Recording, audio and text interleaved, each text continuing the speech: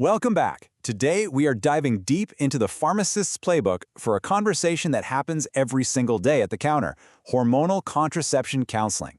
We're going to break down all the key decision points so you can feel confident you're guiding patients to the absolute best and safest choice for them. All right, let's just jump right in.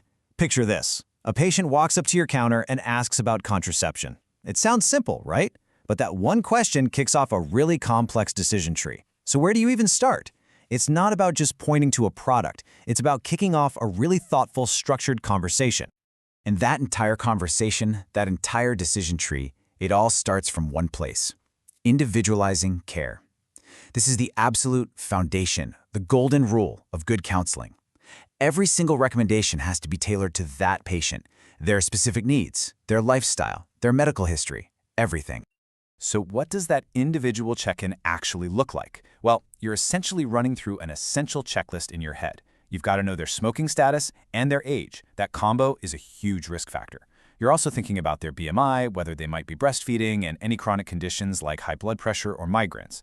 And so important, you have to look at their other meds, especially for those sneaky enzyme inducers that can totally tank contraceptive effectiveness.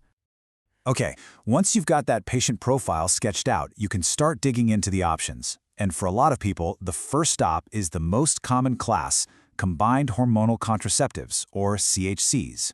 You'll find that for many patients, this is the go-to category. So just as a quick refresher, what are CHCs? Well, the name says it all. They combine two hormones, a synthetic estrogen, usually ethinyl estradiol, and a progestin.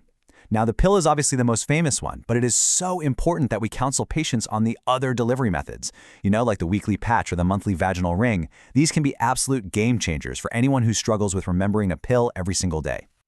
Now, here's the thing. With CHCs comes a really vital counseling responsibility.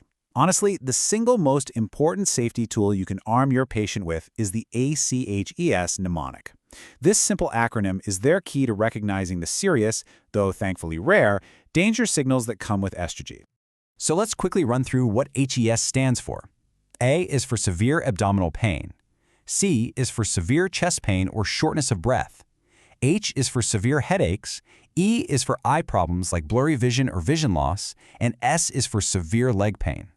The most crucial point here is to tell them if you experience any of these, you need to get medical help immediately. It's not a wait-and-see situation. And beyond those warning signs, there are some hard stops, some absolute contraindications where CHCs are just off the table. This includes a smoker over 35, anyone with a history of VTE or blood clots, uncontrolled high blood pressure, or a history of hormone-dependent cancer. Oh, and a big one to screen for because it often gets missed is migraine with aura. At any age, this is a no-go because it seriously increases the risk of stroke. This brings us to a really important conversation about risk. We have to be upfront about the increased VTE risk with CHCs. And this statistic right here gives us the perfect context to share with patients. You see a 1.5 to 3-fold increase. Yeah, that sounds pretty alarming. But when you compare it to the 6-fold increased risk that comes from pregnancy itself, it helps frame the decision in a much more balanced and realistic way. So, for all those patients with contraindications to estrogen, what do we do? Well, thankfully, we have a very clear alternative pathway: progestin-only contraceptives. The difference is really simple but absolutely critical. Progestin-only options have, you guessed it, no estrogen at all.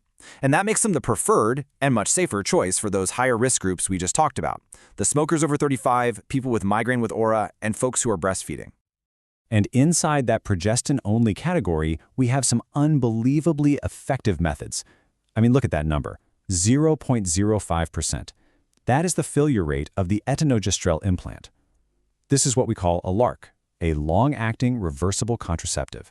Its set-it-and-forget-it nature makes it a top-tier option, especially for, say, adolescents who might have a tough time with adherence. But let's be real, efficacy isn't the whole story. A patient is not going to stick with a method if the side effects are just intolerable. And this is where the pharmacist follow-up becomes so key. Our job doesn't end when they walk out that door. It's about managing their experience long-term. Let's walk through some practical points for those follow-up chats. So a patient comes back complaining of breakthrough bleeding. Number one tool, reassurance. You just let them know it's super common and it almost always settles down in the first 3 to 6 months. If acne is the problem, you can mention that most combined pills actually help with acne. And for weight gain, well, the evidence really only points a finger at the DMPA injection and the implant. All right, let's shift gears to a really time-sensitive and critical area of counseling: emergency contraception. This is a moment where a patient needs clear, fast, and super accurate guidance to make the best choice when they're under a lot of pressure. When you're helping someone choose an oral EC, this 3-step framework is your best friend. First up, what's the time frame? Levonorgestrel is best inside 72 hours, but ulipristal buys them more time, up to 120 hours. Second, think about BMI. Some data suggests ulipristal works a bit better in patients with a BMI over 25. And third, and this is a huge counseling point, when can they restart their regular birth control? With levonorgestrel, it's right away. But with ulipristal, they absolutely must wait 5 days. So, let's sum up the key takeaways for EC. First, both oral options are recommended for everyone, regardless of weight. But, and don't forget this, you should always mention the most effective form of EC out there, the copper IUD. It's the gold standard and gives them ongoing contraception. And finally, always, always, always stress that they need to use a backup method, like condoms, after taking any EC. And that brings us to our final thought. We've talked about this incredible range of options, from pills and patches to implants and IUDs. The chemistry's amazing, but it kind of begs a fundamental question, doesn't it? Is the next great leap in contraception going to come from a new molecule in a lab, or is it about tearing down the barriers to make sure every single patient can actually get the method that's truly right for them? That's a huge challenge for all of us in healthcare to think about.